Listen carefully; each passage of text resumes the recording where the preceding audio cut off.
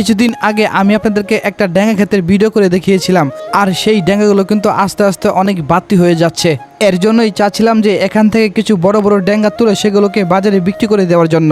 আসসালামু আলাইকুম। আমার বাড়ির উঠানের এক পাশে কিন্তু আমি একটু জায়গার মধ্যে ড্যাঙ্গা চাষ করেছিলাম, আর সেই ড্যাঙ্গা কিন্তু আস্তে আস্তে অনেক বড় হয়ে গিয়েছে এবং কি সেগুলো বাড়তি হয়ে যাচ্ছে, এবং কি এই ড্যাঙ্গাগুলো কিন্তু আমরা প্রতিনিয়তই রান্না করে খাই। যেহেতু আমাদের কাছে এই ড্যাঙ্গাগুলো এখন অতিরিক্ত হয়ে গিয়েছে, আমরা চাচ্ছিলাম যে এই ড্যাঙ্গাগুলো এখান থেকে কিছু বেচে কমিয়ে ফেলার জন্য। যেহেতু আজকে আমাদের কলমাকান্দা বাজার, তাই আমরা চাচ্ছিলাম যে এখান থেকে কিছু বড় বড় ড্যাঙ্গা তুলে সেগুলোকে আমি কলমাকান্দা বাজারে পাঠিয়ে দিব। এখান থেকে ড্যাঙ্গা তুলে সেই ড্যাঙ্গা বাজারে বিক্রি করে যাই পাই তাই আলহামদুলিল্লাহ। আমি সকালে ঘুম থেকে জেগে দেখি মা একা একা এখান থেকে ড্যাঙ্গা শাকগুলো তুলছে, তাই আমিও মার সাথে সাথে এখান থেকে বড় বড় ড্যাঙ্গাগুলো বেছে বেছে তুলছিলাম। যেহেতু এখান থেকে আমাদের কলমাকান্দা বাজারটা দূরের বাজার, তাই আমরা চাচ্ছিলাম যে সকাল সকাল ড্যাঙ্গা তুলে সেগুলোকে রেডি করে আমরা খুব তাড়াতাড়ি সেগুলোকে বাজারে পাঠিয়ে দিব। ক্ষেত থেকে বেছে বেছে বড় ড্যাঙ্গাগুলো প্রায় আমাদের তোলা শেষ। এখন আমরা এগুলোকে নিয়ে সুন্দর করে পরিষ্কার করব এবং সেগুলোকে সাইজ বাই সাইজ করব, কারণ বাজারে একটা জিনিস যদি আপনি পাঠান আর সেগুলো যদি সুন্দর না হয় তাহলে কিন্তু সেগুলো মানুষ নিতে চায় না।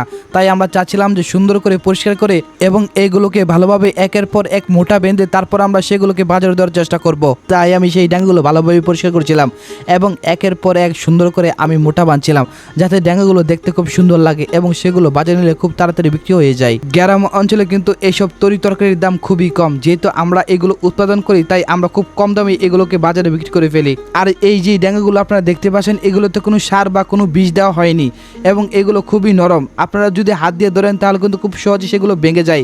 শহরের তুলনায় কিন্তু গ্রামের তরি তরকারির দাম খুবই কম। আপনারা যদি এই ড্যাঙ্গাগুলো শহরে কিনতে যান তাহলে কিন্তু আপনাকে খুব চড়া দামে কিনতে হবে।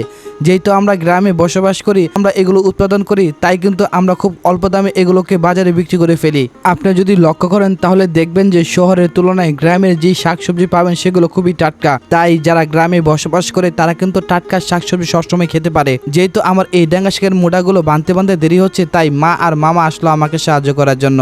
মূলত আজকে এই ড্যাঙ্গা শাকগুলো এই মামাই বাজারে নিবে, তাই আমি তাদেরকে সুন্দর করে প্রসেসিং করে বাস করে দিয়েছিলাম যে যাতে ড্যাঙ্গা শাকগুলো দেখতে খুব সুন্দর লাগে এবং নিতে খুব সহজ হয়। মামা এই ড্যাঙ্গা শাকের শিকড়টা কিছুটা কেটে দিচ্ছিল এবং সেই ড্যাঙ্গা শাকের ভিতরে যে মাটিগুলো ছিল সেগুলোকে ভালোভাবে পরিষ্কার করে দিচ্ছিল, যাতে সেই ড্যাঙ্গা শাকগুলো দেখতে খুব সুন্দর লাগে। যেহেতু আমরা সবাই মিলে এই কাজটা করছি, তাই কিন্তু আমাদের কাজটা খুব তাড়াতাড়ি হয়ে যায়। তাই আমরা মামা কি করছিল সেটা দেখছিলাম। মামা খুব সুন্দর করে ড্যাঙ্গা শাকের গুঁড়িটা পরিষ্কার করে দিচ্ছিল, যাতে সেই ড্যাঙ্গা শাকের গুঁড়ির মধ্যে কোনো মাটি না লাগে থাকে। এখন বুঝতে পারছি একজন কৃষক কত কষ্ট করে তার ফসল ফলায় এবং সেই ফসলগুলো কত কষ্ট করে তারা বাজারে বিক্রি করে। তারপরও আমাদের এই বাংলাদেশের কৃষকের কোনো মূল্য নেই।